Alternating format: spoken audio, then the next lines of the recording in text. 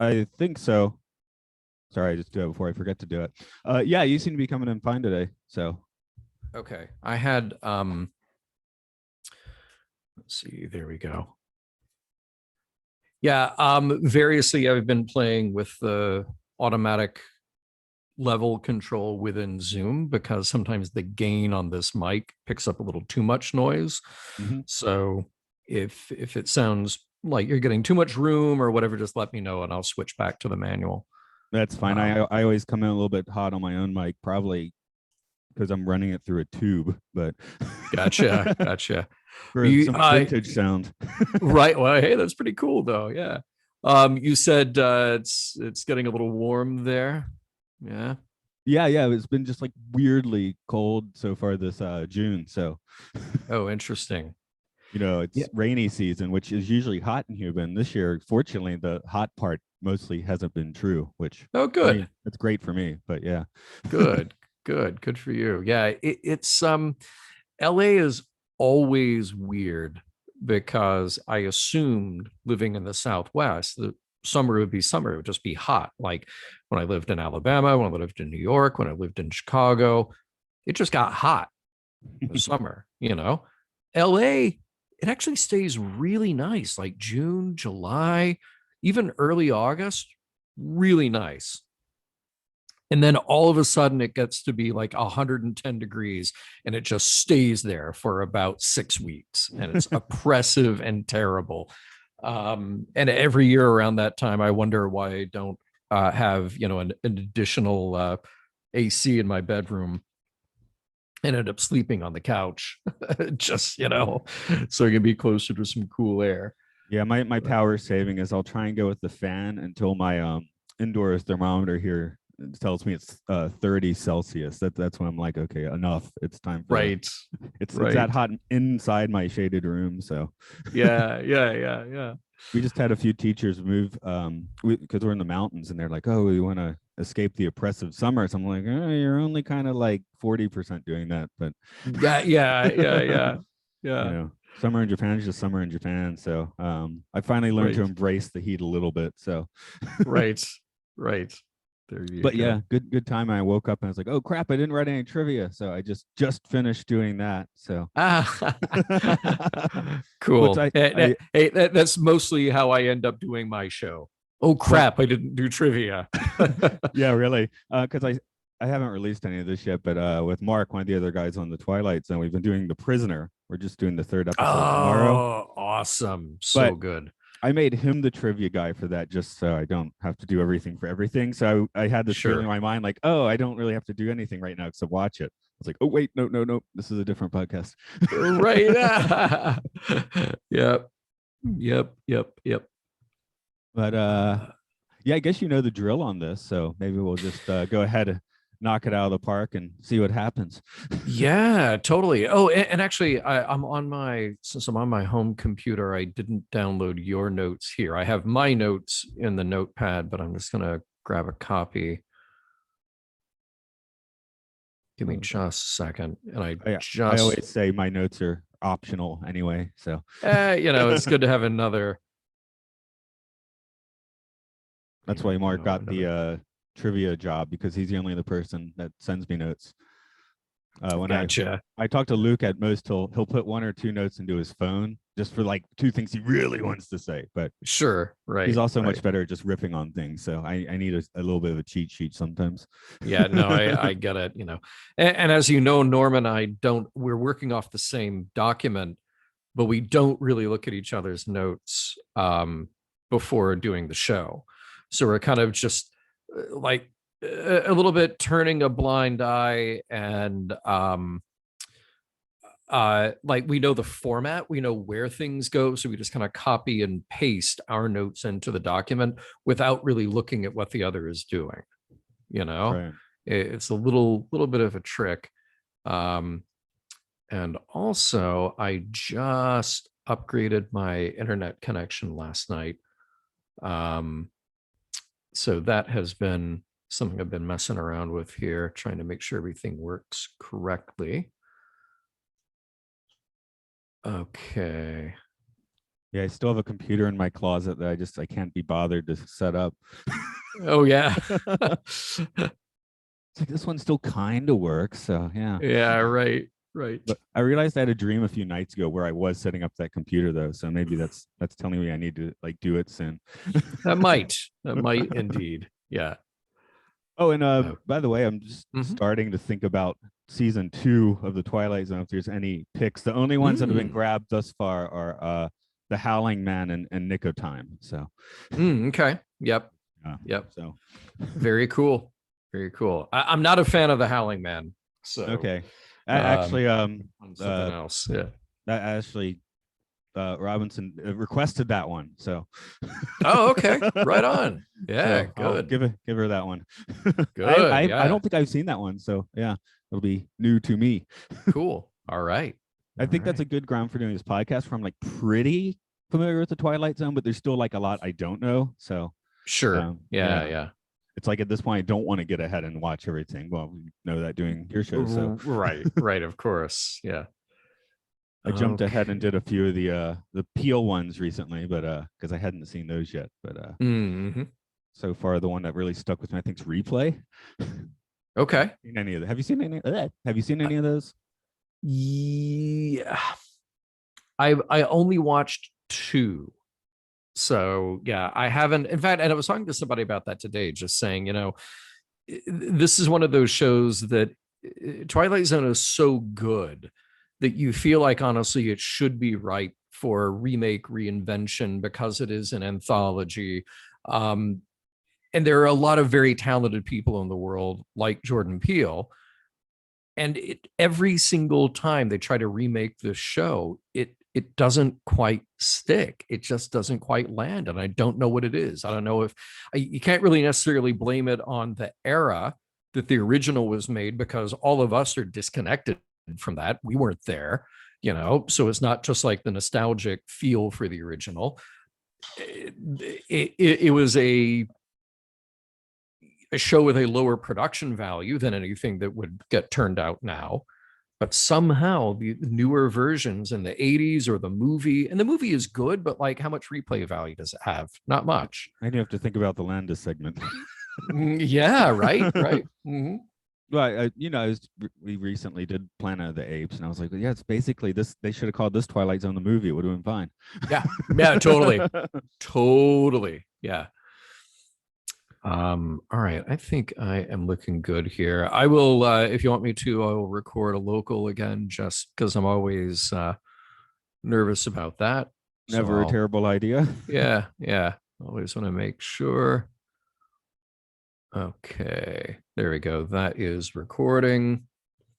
Okay. So Let yeah. me give it about. I'm going to give about 5 seconds of silence and do the intro. That's my count in. Love it. Hello, welcome to Time Enough Podcast. It's the show where we get deep into episodes of the Twilight Zone and beyond. This is Matt here, coming back for round 3. It's John Champion from Mission Log. Hey, for jumping in. I'm so glad that you keep having me back. Not only am I glad that I get to keep coming back, I'm glad that you got other people in the Mission Log family to join you every now and then. Yeah, well, I mean, I feel like the Twilight Zone is a pretty close cousin to Star Trek, especially TOS Star Trek. And well, gee, we have Strange New Worlds on now. Modern Star Trek shares plenty of blood with it too. So, hey, did we talk about this before? That Gene Roddenberry gave the eulogy at Rod Serling's funeral? I can't remember if I mentioned that on this show or not before. I think you did, because I was about to mention it. So, there we go. I don't know if I can stump you with any trivia, but I'll give it a shot for today's episode, which is a stop at Willoughby. So, and I said, well, I was saying just before I hit record that, there's a lot of Twilight Zones I have not seen yet, but this is one I've seen an awful many times. Yeah. I think in my traditional ranking of Twilight Zones, I've kind of thrown this one at like number 2. With Midnight Sun being number 1. There might be some disruptions as I get through the show. The Obsolete Man is certainly rearing its head for that, so we'll see. But sure. as for a stop at Willoughby. Robert Parrish directed this episode. We spoke a little bit more about his career when we discussed One for the Angels, and he'll be back soon enough for The Mighty Casey. The script is by Rod Serling, and I'll untrivially call it one of his best. James Daly played Gart Williams. He spent much of his career as a journeyman TV actor before landing a main cast role on the 70s series Medical Center.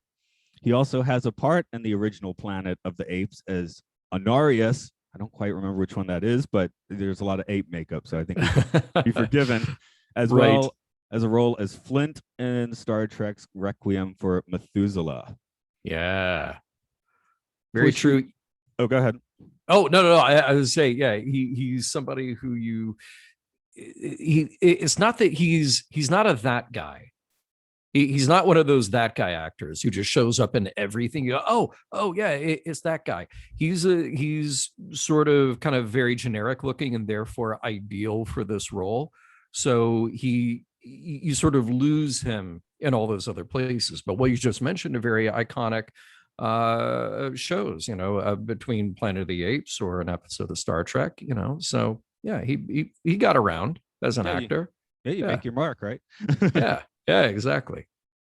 Pushy Mr. Mizra was played by Howard Irving Smith. His career ranged from vaudeville to sitcoms over I wrote 30, but I meant a 50-year span, with highlights on stage and screen for Death of a Salesman, as well as Orson Welles' radio War of the Worlds. He also played a role in a Welles production tantalizingly named Too Much Johnson, but alas, that has been lost to time. I think it was a Broadway thing. Wow. Patricia Donahue was Jane Williams. She had that regular Twilight Zone portfolio of TV guest roles, along with a regular stint as Lucy Hamilton in the Michael Shayne TV series. She was married to jazz saxophonist Sam Donahue, who was playing with folks like Woody Herman. Very cool. Didn't know that. The 1960 train conductor was played by Jason Wingreen. He'd later have a recurring role as the bartender Harry Snowden on All in the Family and Archie Bunker's Place. He was also the voice of Boba Fett and The Empire Strikes Back. Whoa! Wow! That kind of blew my mind. I was like, oh, that makes him a poor man's James Earl Jones, I guess. Yeah, right. What is Boba Fett gets? What, 3 words in that movie? That's about it. Yeah. But hey, another nice claim to fame, right? Yeah. The 1880 train conductor is played by James Maloney. I could find no information on him, so I'm just going to assume that they got him directly from 1880. Those mutton chops are a dead giveaway for a real life time traveler. So very authentic. Yes. Yes. Yeah. Okay. It's my button hitting time. I've been told this is the part of the show where I sound like an old man on this computer, especially when things don't go well. But there it goes. Hopefully you can see all of it. It's a long one, so sorry I'm giving you a big task today. Got it. I love it. You ready? Here we go. This is Gart Williams, age 38, a man protected by a suit of armor, all held together by one bolt. Just a moment ago, someone removed the bolt, and Mr. Williams' protection fell away from him and left him a naked target. He's been cannonaded this afternoon by all the enemies of his life. His insecurity has shelled him. His sensitivity has straddled him with humiliation. His deep-rooted disquiet about his own worth has zeroed in on him, landed on target, and blown him apart. Mr. Gart Williams, ad agency exec, who in just a moment will move into the Twilight Zone in a desperate search for survival. Willoughby? Maybe it's wishful thinking nestled in a hidden part of a man's mind, or maybe it's the last stop in the last design of things. Or perhaps, for a man like Mr. Gart Williams, who climbed on a world that went by too fast, it's a place around the bend where he could jump off. Willoughby, whatever it is, it comes with sunlight and serenity and is part of the Twilight Zone. That's why it's so long. It gave you the outro as well, but I kind of felt like this one really needed it. Well, I wondered if you wanted that, because this episode is definitely a slow burn. It's one of those that we've talked about before, where you've got a half an hour to fill, and if all you said, and you could sum it up in just a couple of sentences, Like all you said, it was just like a stressed out ad executive contemplates suicide. I mean, that would really be it. And the twist is just at the end. Oh, and by the way, the train stop is his death. That would be it. So really what you have to do in this is you have to build the complexity of his life. You have to get all the feelings, all the details of what's going wrong around him. And I think this intro and outro really helped to just drive home in much, in this beautiful flowery language that Rod Serling uses. It really drives home the depth of who he is and the situation where we found ourselves visiting him in this episode. Something I like is often Rod's kind of on the nose about, if this person's a scumbag or not, where this one doesn't make it clear. And I mean, Garth Williams is already like clutching his chest with heartburn or an impending heart attack, like from the get-go. So you never really know what this guy's mettle is, a month earlier, what. And that's something I find myself saying a lot of these shows is like a month earlier, what were they like? What were they doing yesterday? Yeah, right. And particularly when it comes to his wife and his job, which are the only real other real world connections we get for him. How did they meet and fall in love and decide to get married? And was she, as always, so insensitive and awful as she is now? And when he walked in to apply for this job that he has, was it as awful at the time? Because it's the other characters are painted with some broad strokes, because again, you really have to drive home to the audience that like this is the breaking point. This is the day or a few days apart that we're catching this person at the breaking point. But like you said, it invites all these other questions about what we have not seen on screen. Yeah, although the pinch hitter, I think, really is Mr. Misra, because he just, he just burrows into your brain like from minute one, screaming in your face. It's so weird. It is a little cartoony, almost. I mean, his bed. I mean, first of all, you have to love a shot that just says so much. A bunch of white guys sitting around a giant boardroom table, smoking and talking about their colleague having a 3 martini lunch. Like that just tells you everything you need to know. But his weird like push all the way all the time, and even over the phone later in the show you hear him again, push, and it's got to be comedy, there's got to be this, and like this is awful. It is absolutely terrible. He later uses a sentence that includes both Zaz and Moxie, which that's an achievement. That really is. No human on their own could really do that. But again, Rod Serling's words, he figured it out. He fit them together. Maybe I was thinking this episode doesn't really have that effects shot. Maybe the effect shot is the extreme close up on his mouth with spittle coming out. right. Yeah. By the way, I have to give a shout out anytime that there is a real world connection in a show like this, and particularly about food. But I love it that one of the other board members or whoever is there in the office, they mentioned to go find their missing colleague at either Sardi's East or at the Colony. Both actual restaurants, long gone. I think they both closed in the 70s. And Sardi's East didn't stay open long at all. The original Sardi's did. But Sardi's East and the Colony, I think, both closed in the early 70s. But they were, they're kind of fixtures there for a little while. Definitely the kind of places you might find a young businessman taking that long lunch. Yeah, was it the rarefied 4 martini lunch? Yes. Right. Exactly. I can't do that. I'm good for 1, maybe 2 in the evening if it's a heavy meal, but that's it. Yeah. Otherwise, you got to roll me out of there. What did my father call that? Around the house, we used to, either do Manhattans or martinis before dinner, which I don't know. I guess I've said before recently, it's just all Japanese too high. So I feel like a proper martini would knock me off my rocker now. So right. Yeah. Yeah. If I could handle that. What I could handle is I was like, dude, this guy's life set because of that decanter he has in his house. I'm like, Oh you got yeah. you're set. You have that decanter. Yeah. Who cares about the wife anymore? You're done. You don't need anything else. Yeah. Um, He does lead a comfortable life. So at least he's getting paid somewhat well, but at what cost? That, of course, is the question in this episode, you know? yeah. I'm sorry, I was about to make a point, but I want to save that for my own Oh, question okay. time, I think. So All right. Very good. Very I'll good. sit on that for a bit. But oh yeah, I do have Miss Williams makes a better ice queen than Elsa. So Ooh, good. Nice. I love those sharp observations. Yeah, she is yeah, you know, again, for a show, for an episode that is so sensitive and dark and thoughtful about its lead character, the other characters are two-dimensional, but I think it's okay.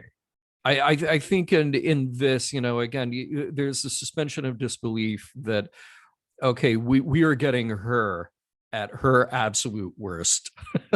Even if what we're getting is just sort of filtered through the years of insensitive abuse that Gart has taken from her. But she's man, there was this line that she had in there just ripping him apart for being too sensitive and his bleeding heart. And it was like, wow, you're awful. You are truly an awful person.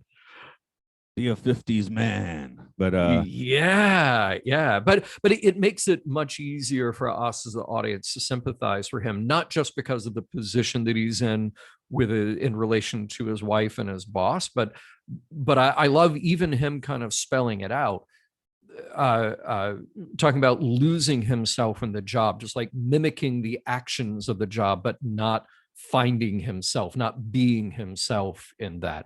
We get it. We hear it. We're like, yeah, that is very real. And how awful of his wife to not be sensitive to that one bit. just breaking the fourth wall a little bit, the Blu-rays usually have a promo at the end. Unfortunately, I think this one was for Steve McQueen's Wanted Dead or Alive, but some of them have the fun-filled family life of the Danny Thomas show, and I was really disappointed that this episode didn't end with that. Oh man. Oh man. Yeah, for an episode this dark.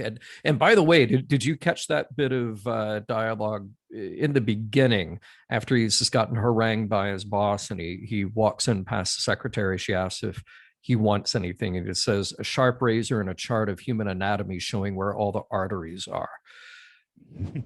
That is a dark bit of dialogue for, you know, again, a show 1960 prime time network TV. We're spelling it out, and that becomes even darker when you get to the end of the show and you do the rewatch, which of course, you know, you and I are going to do, and hopefully other people in the audience do, because all those little moments take on new meaning. They take on a new heaviness and reality for the character. I guess that's one of the things that makes this episode particularly good for me is there's nothing thrown away. Like you said, that's like a little throwaway bit of dialogue, but there's quite a bit to think about there, and quite, you know, some foreshadowing in a way. Yeah, they're always definitely everything here works to build this puzzle, because it is, again, the final moment, the final things that happen here, you can just kind of go like, oh, okay, this is what was going on in his head, this is where it has led him. So you have to have all those puzzle pieces, and they have to count. And I think it's part of the perfection of Twilight Zone at this stage being a half an hour long, because I can't think of any episode that overstays its welcome. You can say that there are episodes where if all you're waiting for is just a twist, it may not be satisfying. But if in waiting for that twist, what you're getting is this very complex character profile, then it is worth it. You know, so Rod Serling at least really nailed the efficiency, the use of that time. I guess it gets back to what I was saying with the prologue. Like, a lot of these episodes use a pretty broad brush to paint the characters, and this one manages some like notable subtleties in that 25-minute stand or Yeah. length. So that's pretty Yeah. cool. Yeah. I Yeah. want to move out of the office, out of the Mhm. nice mid-century home a bit, and get on the train. I Yeah. personally I spend about 1 to 2 hours a day on trains, and I Wow. love riding through a blizzard. Hell yeah. Okay. So I love trains as well. And I wish that in LA we had a better train system just to use every day. Like the LA subway is great if it happens to be going where you need it to go, and that is not most places. So but I just came back from London, and I pretty much every day I was on a train somewhere, sometimes long distance, sometimes short distance. And I love, one of my favorite trips is I've done the LA to Seattle a few times, and that's like a day and a half long trip, but it's great because you leave and you're riding by the coast, and you're seeing the ocean, and you're seeing the sunset, and then the next morning you see snow-covered mountains, and depending on what time of year, you're getting snow. And I love that as well. I love seeing snow go by as you're just going down the rails. It's cool, man. Yeah. Yeah. I'll pull down the blinders for the sun, of course, but not for the snow. Come on. No, absolutely not. Even a good rainstorm. I mean, that looks great. I remember riding through it was through like New Mexico, Arizona, might have been New Mexico, and just hit like a freak rainstorm. But was so cool is that it just the visibility that you had was massive. So in a couple of spots, the rain would be so heavy that it would kind of obscure it, but then it would kind of open up and you could just see for miles and miles and miles, but see the sheet of rain in front of you, and then lightning happening way off. Almost looked like Christmas lights blinking, so cool. Yeah. So train travel is great. People do it. Yeah, they've the line I use, one, it's kind of funny because it's actually is my commuter train, right? Mhm. But sometimes getting off of the station, there's like people taking pictures, because it's some of the trains. I think they have about 3 types now, and they in the past couple of years they've have some more modern ones, but some of them are quite vintage, like kind of look pretty much like Garth Williams commuter train. So that's Oh, pretty cool. cool. Very cool. Not the Yeah. 1881, No, but the 1961. 1960. Yeah.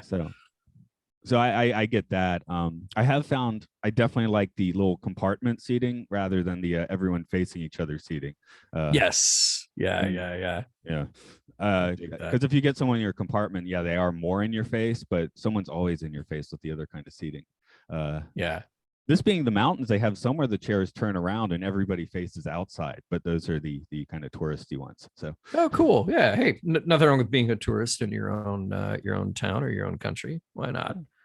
we Yeah. do have it. It's called the Rockaman Train, which is kind of like that vintage brown, with has some wood panel appointments inside, an expensive dinner car, and a family car, and that's Oh, cool. actually that feels kind of like Willoughby stopping, because when that train Ooh. stops at the station, I'm waiting for my train, and Yeah. here comes the Rockaman. They start playing like some like kind of old school Japanese music on the speakers. They've set up like a couple of like souvenir stands and maybe like handing out tea somewhere, and the people kind of get out for a few minutes, and That is cool. then they all get back in, and off the train goes. I did ride that one once Man. when my parents were visiting, but obviously it's not an everyday thing. Sure, of course. Yeah. Willoughby itself, mid-July is not the time that I want to get off a train for anywhere. No, you would have to have a very specific kind of climate. You have to get really lucky. One of the things that I was surprised to hear, I was up in Vancouver a couple of years ago, and then I had a stop in Victoria. And Victoria and Vancouver are like right across the bay from each other, but Victoria is on this island. Vancouver is, part of the mainland there. But they're an hour away from each other. In Vancouver, it gets very hot and also gets very cold. But then they said, oh, Victoria, just because of its position, because of like being on an island or whatever, like, yeah, it's pretty much like LA weather all the time. I'm like, oh, okay. Cool, fine. I'll take that. Mid-July, perfect. Love it. I'll take that.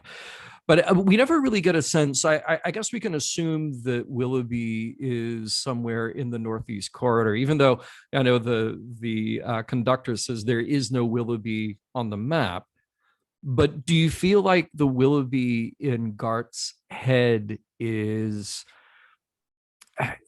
I feel like it's an amalgamation of something that he read, something that he dreamed it up, but it also feels like it would have to be in the Northeast Corridor. It'd have to be somewhere around an area that he knows, We're not quite sure he's a native New Yorker. I was kind of thinking of True. Yeah. What was Walt Disney's town, Marcel, something Marceline. Like Yeah. Marceline, where they basically, that's the main street of Disneyland, where he's like he built his own Willoughby, more or less.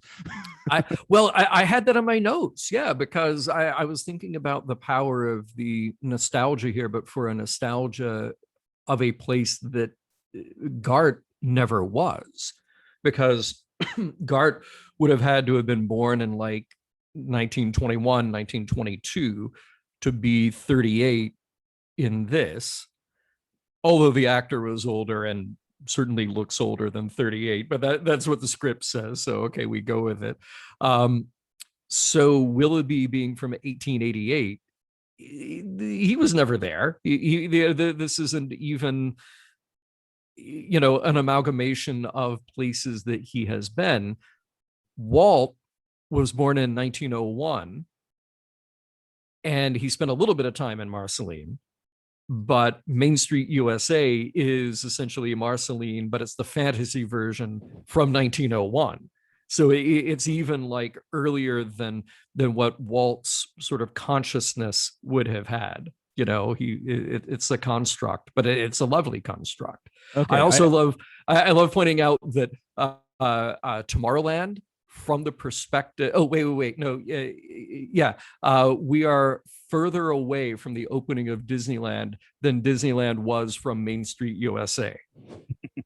Yeah, and we still have our nice retro one in Tokyo. Yeah, well, you do, but here's, Disneyland here is obviously very retro, but Disneyland opened in 1955, so to that audience, Main Street USA was 55 years old. There were conceivably people who went to Disneyland in its opening year who would have been children or could have even been in their adult years when that 1901 Main Street was a thing.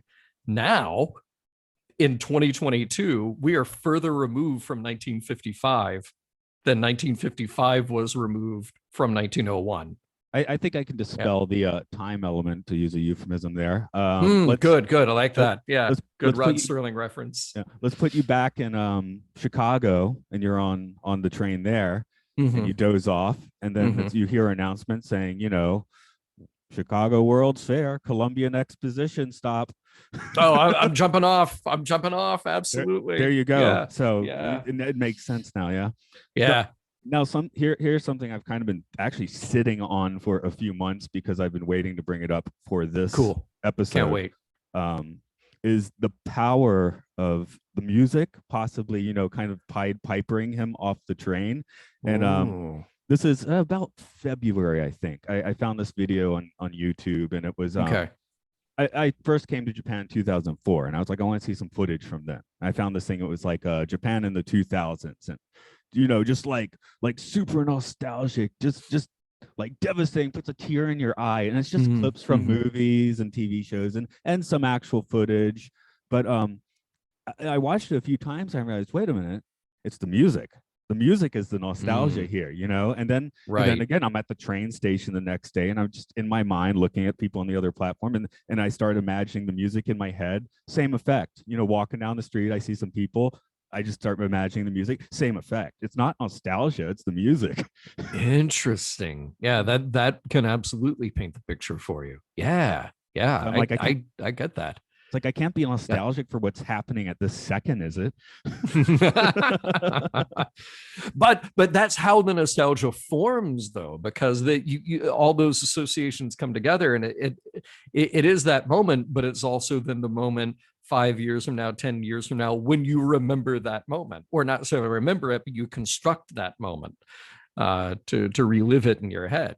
So sure. Yeah. Now you have that association with that music in that place. Yeah, and I guess those little points in time that you can just like totally crystallize in your head. I'm setting up a podcast to talk about the movie Contact, and my guest was like, oh yeah, well, this is a good year for it. It's like 25 years since that movie came out, but I formed one of those crystalline memories, having just graduated from high school, sitting in, the movie theater, just one of those things that you somehow crystallize in your mind. I'm like, that's not 25 years ago. Right. Yeah, I know. And every year you have to sort of do the reset, like, oh, that was 5 years ago. Ooh, no, wait a minute. That was more than 5 years. Oh, wait. Yeah, that thing that was 10 years ago. That gets worse and worse. Yeah. I told you I've been doing some podcasting on The Prisoner, so of course the Village came to mind, especially when the penny farthing bike is rolling in the background. Yes. Yeah, I do love that, and I, it's still very interesting what the production designers are tapping into that the audience will get then in 1960. And honestly, what we get now too, watching this again in 2022, to say like, oh yeah, that is what the idyllic town looks like from that period. So you have to have all the things there. And I love the conductor describing all of these things, the band and the fireworks, and you see the kids playing out there. And it's just all like, even if you don't know it, you know it. And that's kind of the power of really good storytelling, is that you can get across all of those things with such shorthand. I guess I find it interesting with Garth Williams willing to jump off the train to go to Willoughby, where number 6 is busy yelling at everybody and trying to escape a big rubber ball. Yeah. Well, Garth could find himself in the same position, spending the rest of those final moments being chased by a giant rubber ball and asking who is number 1. Yeah. You are Garth Williams. What was my other thought? I had a really good thought that just went poof out of my mind. Let's see. We were at Willoughby. We were stopping there. Mm-hmm. We had the village, the music. Okay. What exactly is your Willoughby? What is outside that train? I took my guess on the 93 World's Fair, but that's a good one. I mean, see, here's the problem. Like the 1893 World's Fair, you don't necessarily want to spend all of your time there, because it is 1893. You are missing many modern conveniences.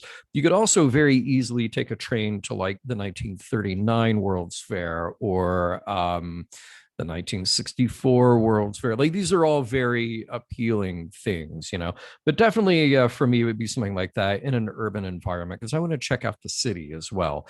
For me, it's not really about the small town Americana. Again, I get the appeal, totally understand why Garth Williams wants that. But my Willoughby would be shaped differently. It would have a different energy from the Willoughby that he's looking for. Okay, I'm gonna go for early 20th century Luna Park, because there's almost no existing. I mean, there's just like a few photos of that. It's all burnt down. Like, the only way you would even be able to see what actually was happening there would be to go there. Yeah, right. Yeah, so, that's very true. Yeah, at least 93, Chicago's, it's well documented for its time. It's well documented. I mean, the problem with that, like, we benefit from the 39 and later, there's a lot of color footage, and you can really get a sense of the space. Get a little bit from those interior pavilions. Difficulty with the 1893 is that all those shots were they were very staged. They were very preset. There aren't a whole lot with people in them because they shot a lot of that before they actually opened the fair. So you just get a sense of these vast spaces. You don't get a real like energetic sense of being in there, like being in one of those buildings or at one of those performances. There's a few photos out there, you know. But I also really like the idea of stepping out at the 39 fair, because then you have the original opening of the very important French restaurant, the Pavillon, that then closed at the end of the fair. But then all those chefs were like, "We're not going back to France. It's 1940. We're gonna stay here." And then they reopened the Pavillon in New York City, and it stayed an institution for 30 years more. But yeah, so that definitely food there would be an important draw for the 39. Oh yeah, for sure. Yeah, I'm thinking Luna Park might not have fantastic food. Yeah. Was Nathan's there yet? I don't know. Yeah, you never right. I think it was. I think actually it was for back then. Yeah. Okay, Yeah. we're set.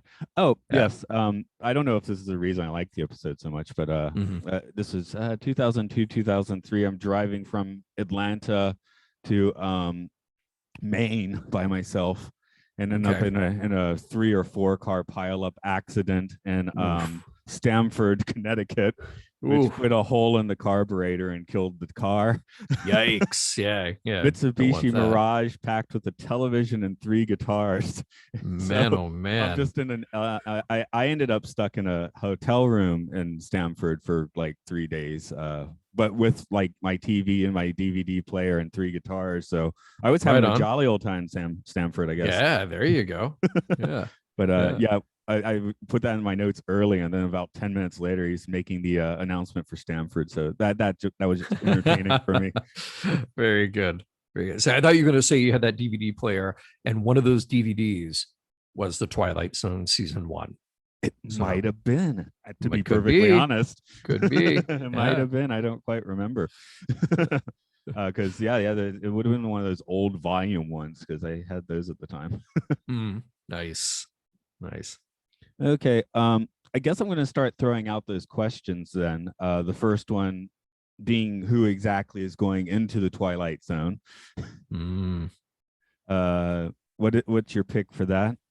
Yeah, see, this is kind of a weird episode, because is Garth Williams really experiencing something of the Twilight Zone? And the Twilight Zone is, by design, this sort of vague, nebulous thing, a state of mind, a place, maybe something being acted on by something with agency, whether it's aliens or whatever, or fate. And I have to think that maybe it's Garth Williams who is going into the Twilight Zone. I also feel like maybe the train is the conduit. The train is like, there is something special about that train in particular, that maybe it just does this, that people come on board and they start to have these fantasy delusions of a better life, or something better than what they have now. So like a depressing fantasy island. Yeah, right, exactly. I think Garth is, if he's going into the Twilight Zone, it's a pretty short trip. Yeah. Well, again, how short is the trip? In the last episodes, are like, when the film projector turns off, does the lady in the 60mm shrine cease to exist? Or does she just last forever? Right. So kind of same thing with him. Yeah. He might be in, literal hog heaven at this point. He could be. I mean, I have this feeling that depending on how you look at this episode, and again, that's the beauty of it, is you could look at it in a number of different ways. But like these fantasy delusions, it's like, is that the last moment of life in Garth Williams's brain? That when in the process of dying, when the brain is starved of oxygen and people report literally seeing their life flash before their eyes, or a bright light, or whatever it is, these similar common things across cultures, across beliefs, because it can be recreated in a lab, this next to death moment. Is that euphoria something that, or I won't call it euphoria, but that ease, that peace, is that what's going through his mind, which to us on the outside could be a split second, but to him, that split second lasts and lasts and lasts for this experience of walking out into Willoughby. Maybe for him, it does last a lifetime, or hours, or days, or months, or however long. But for us, just seeing this sad body on the side of the tracks, it was an instant.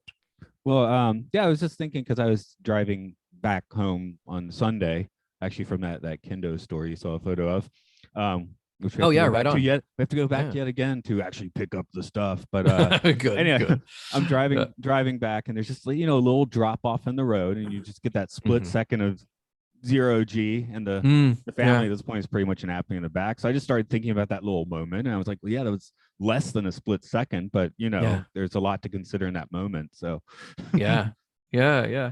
There have been experiments done on, because that's also a thing in dream state, is how long dreams actually last versus what you think they are, how long you think they last when you recall them.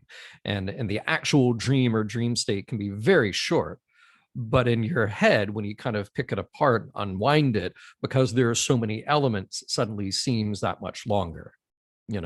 And there's something about that, like the old saying that time flies when you're having fun. Well, there is something true to that our experience, the way we think about those times, well, if you're having a good time, you're probably just caught up in the moment. You're not aware then of the moments. But something that is tragic, something that's difficult, something that's a slog to get through may feel longer, because it is that much harder for your brain to process. I've mentioned before, sometimes I manage a lucid dream, and there's been a few times where I know I'm dreaming, and I also know I need to go to work. I'm like, this is fun, but I actually need to wake myself up and get down to business. So, damn shame. For the Twilight Zone here, I'm actually going to give it to the 1960 train conductor, who saw a dude that had been asking him weird questions for the past few days, apparently sleeping on the train, get up and sleepwalk off of the train. Okay, but do you think in that case, so is the conductor like this guide for Mr. Williams? Like, does he know what's coming? No, I'm taking this ridiculous, like, realist approach. I like your thing of the train as a conduit, but I'm actually throwing that out the window for the sake of my mind video of Garrett Williams sleeping, the conductor seeing him stand up and then just sleepwalk off the train. I've done some sleepwalking too. A few years ago, I embarrassed myself because I walk up the stairs. Door to the left is actually my in-laws' room, and it's kind of 3 a.m, kind of, and kind of like realize this isn't the right room. At least you had that. My father said when I was a kid, he was watching Johnny Carson, and I just kind of sleepwalk in and sit on the couch and start trying to watch midnight television when I was 6 years old or something. So and once I tried to use the toilet in the sink. Look, we've all been there. There's no judgment here. Okay. Yeah. Yep. So anyway, sleepwalking's a thing, people. The second question is, and I am going to take your focus on Gart, because there's not so much to talk about the train conductor. Did he deserve it? And I'm not even quite sure what that question means in this case. So take it however you want. Yeah, that's a really tough one to ask. And it's a tough one to try to address, because by deserve it, I think we're sort of trying to figure out, is his fate a negative? Is it a positive? Is it what he wanted? um and back to this old Twilight Zone, the thing about fate. So many episodes of the Twilight Zone are about fate just being an unavoidable reality, that this will happen to this character. It's the context that changes around the act or the event, and in this, the event is his suicide. Deserve is kind of like not, that's, I guess, an uncomfortable word to use with that topic. So I Yeah. guess I'll, Well, I'll prep. and by the way, let's also be specific here that we don't know with 100% certainty that what we're talking about here is a suicide, because there is a vague enough thing, as you just mentioned, like, what's he sleepwalking off that train? Now, the conductor does say that he said something about Willoughby. People also talk in their sleep. So, we don't know Williams's state at that moment that he steps off the train.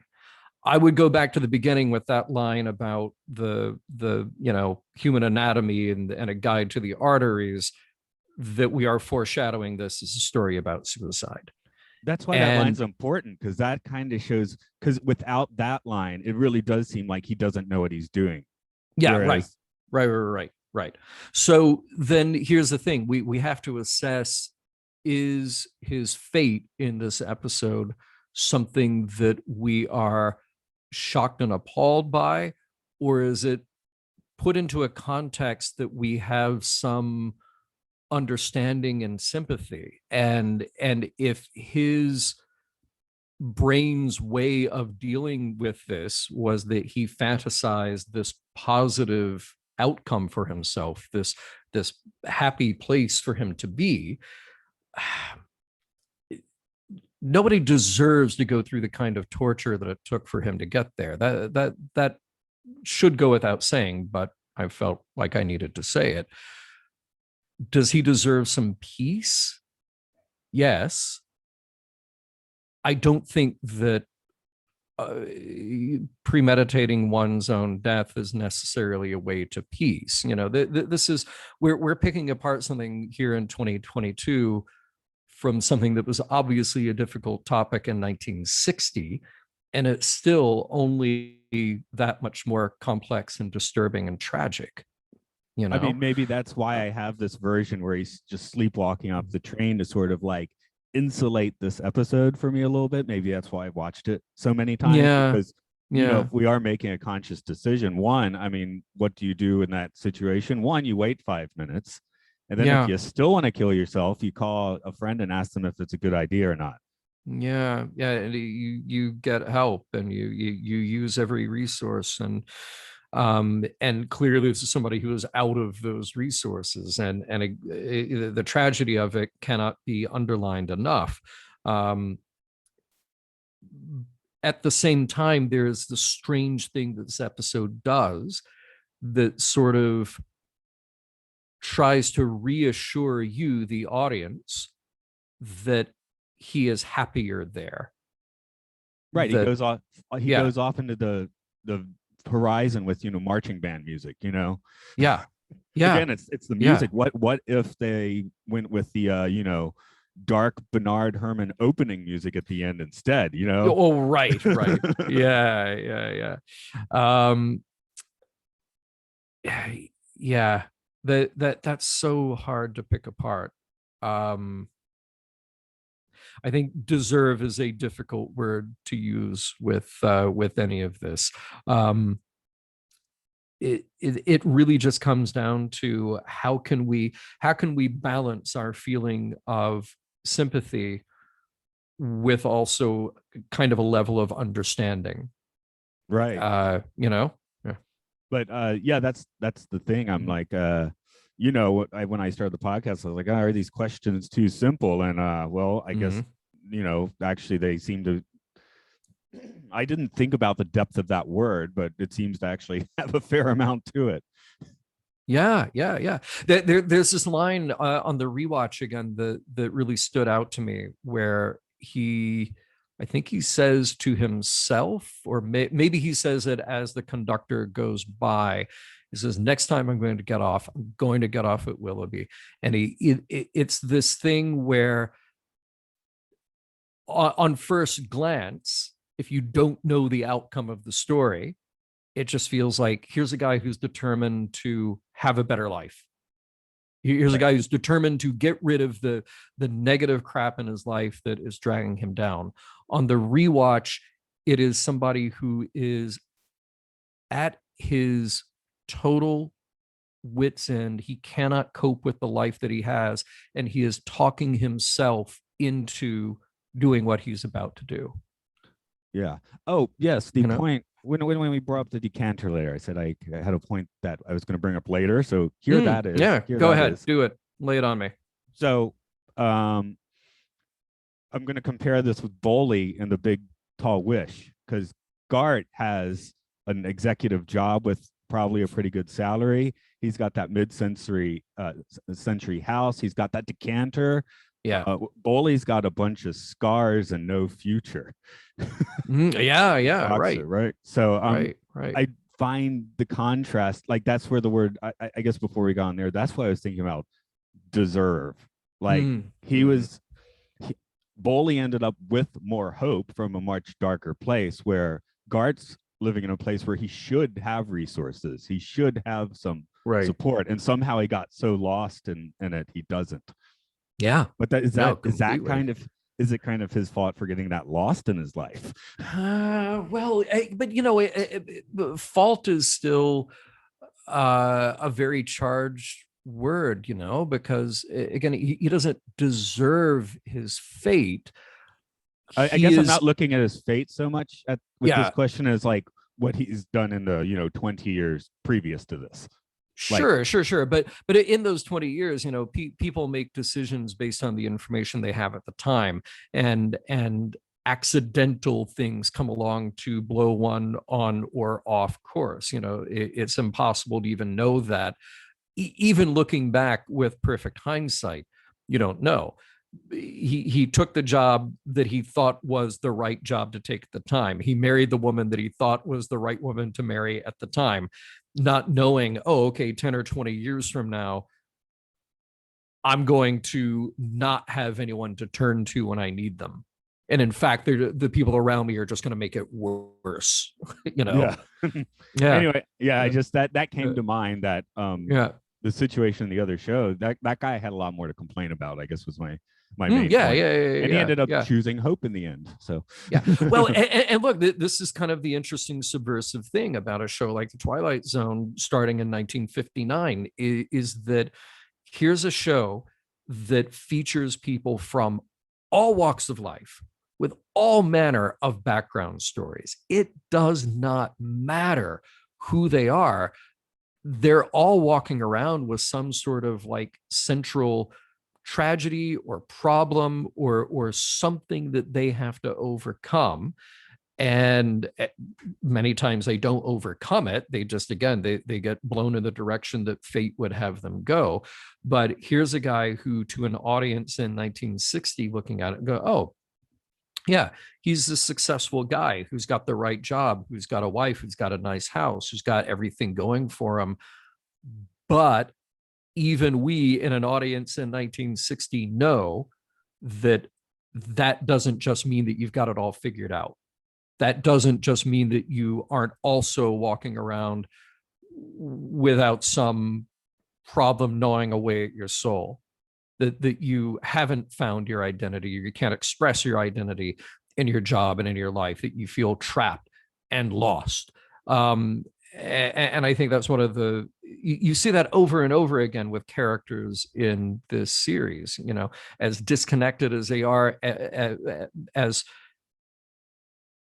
much of a short glimpse of them that we get in these half-hour chunks. But there's something about that is so cool and subversive and relatable to anybody who's watching it. And again, that's why I think the fun-filled family life of Danny Thomas is becoming like one of my favorite punchlines. Yeah, right. Right. Keep following up these. Yeah, it's like we have this like deep like dark episode of the Twilight Zone. Then Rod offers you some cigarettes, and then we see a sitcom promo. I love it. Yep. 100%. Yeah. Well, let's put this one on the tripometer, somewhere from 0 to 5. I've also started accepting like weird grunts and things as scores. So Tripometer 1 to 5. I mean, I have to give this one a, this is a 5 commuter trains out of 5 for me, because it is so rewatchable, even though it is, like I said, a slow burn with a single twist, a single moment right at the end. Like, we didn't even talk, like, just the very fact that the coroner's vehicle is, Willoughby and son, like, yeah, that's a twist on top of a twist. We didn't even talk about that because, like, it doesn't matter. So what's so much more interesting is just the internal journey that Garth Williams is going on. And as I just mentioned, it is a subversive story. It is a tragic story. It is ultimately a relatable thing. And the trippiness aspect of it is that we're left with this completely ambiguous feeling at the end of asking ourselves, is this a better or worse fate than he was already assigned to, given the conditions of his life that we know? And as we were discussing earlier, is his, not that I necessarily believe in such a thing, but is his soul now living in this Willoughby place that he has designed for himself? Or was just that fleeting, peaceful, euphoric moment right before the end that to him seems like a life, and to everybody around him seems like this tragic moment? Like, this is one of the darker episodes of the Twilight Zone, but it is also an ambiguous episode of the Twilight Zone, in that we don't just all walk away just going like, oh, that was sad that he died, that he committed suicide. We don't actually just walk away with that. Yeah, this week's broadcast episode on the podcast is a nice place to visit. So how do we know Garth hasn't found himself in the other place? Right? Yeah, we don't. I should just shout out for that episode. I got the feedback that apparently Mark and I were talking about the Ted Danson show, The Good Place, without knowing it and without having seen it. So that's funny. But see, unlike that episode, though, this show ultimately has sympathy for Garth Williams, and it wants us to as well. I don't think that this is a show that then the next scene is him in a hellish landscape that he can't escape from. I think the beauty of this episode is that there are all these dark themes, but ultimately there's this weird glimmer of something that is respectful and hopeful of him. They nice place to visit with that broad brush. So this is absolutely much more detailed one. I'm going to go slightly under you on the tripometer with a 4.5. Nice. I respect that. There's a lot to think about, but one, there is a lot of darkness. So I don't know. I guess I guess if people are like doing psychedelics, they have to have their dark time anyway. But when in the Twilight Zone, sometimes a little you come out feeling just a little bit like ooh, right? Which is the point. I mean, there's nothing wrong with that, but for me, that's not quite trippy, and it doesn't have the psychedelic money shot, which most episodes seem to have. Right. It makes up for that by being, amazing, and by having just, everything about it's great. It just doesn't quite have that bizarro shot that you get in most Twilight Zones. Well, that's the thing. This episode has that weird distinction of being very dark but gentle in a way. It can be the darkest material and yet gentle in its own way. Oh, and I should mention, because I've already forgotten it again, the Hertz Willoughby. That one does surprise me every time because I forget about it every time. And when you just brought it up, I'm like, oh yeah, that happened, didn't it? I don't I don't even remember that in the episode. Like I didn't notice we Right. missed that point. So Right. yeah, that is just kind of like, it's more like a zinger, I guess, than a twist. Yeah, right. Yeah. Anything else you want to throw out on this episode? I guess that gets us through those questions. I can't think of anything else to add to that. This is one of those that I think is so worthy of contemplation. It's This isn't one of those Twilight Zones that has to get really weird and sci-fi, but it still manages to deliver just this like emotional punch that I think is really the heart of this one, and revels in its own ambiguous ending. So I respect this episode a lot for that, and I respect it for being able to go to dark places and still be an accessible story. And I do want to say again, we've made some jokes here about what happens in the episode, and I don't want any of this to come across that we're saying like, oh, what he did is good, and therefore the end of his problems was fine. We're talking about something as heavy and serious as suicide. People, please use the resources that are available to you to not take that path. We're talking about a show that was made 60 years ago and has its own way to contemplate those ideas. Right. But yeah, it's kind of like, this is the crack in that's what the Twilight Zone was really showing people, the crack in the scenes of that, like perfect 50s, like media, white picket fence. This is where the cracks start to show. So exactly, kind of have to address this sort of thing, that yes, these people that look rich and have a nice house are, can be quite broken inside. Yeah, that is the wonderful subversiveness of this show, and that's why it lasts. Right. Yeah, I've been chomping at the bit to do this episode since I started the podcast. I mean, one of the impetus of doing it is I want to talk about this episode. So sure, yeah. And of course there's more. And I found a few, ones that so far that I quite like well. But yeah, to me, this is basically like, it's almost like slightly too dark to be like, you want to watch a Twilight Zone, watch Willoughby. But if you're just looking for a quality episode, this is a good go-to. Yeah, right. Well, I guess that's when we were first talking, you had sort of said like you felt this one was slightly underrated, I think. Yeah, I mean, I feel like the Twilight Zone episodes that get all the attention are the ones that kind of stick in the collective consciousness. It's Mr. Bevis. It's moments of saying like it's a cookbook. It's moments of time enough at last. It's stuff like that. But when you have something that is this dark, tragic character story that is playing with this idea of a positive light, it's not one that is just easy to sum up in a catchphrase or sum up in a shocking otherworldly twist. This is something that needs a little more contemplation. And this isn't the kind of Twilight Zone episode that ends up on merch. Yeah. Appropriately so. But it is so worth watching that I want people to embrace it, rewatch it if they haven't in a while. And I'm just glad that we, had an opportunity to chat about it. Sorry, I one more bit of the gallows humor. As you said that, I just saw this box of like the Willoughby train playset. Yeah. I would buy it. I would. Yeah. Yeah.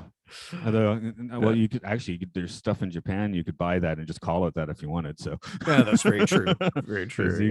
You can buy like any kind of train that's rolling in Japan. They've got various sizes of models and toys for that. So nice. They are obsessed with their trains here.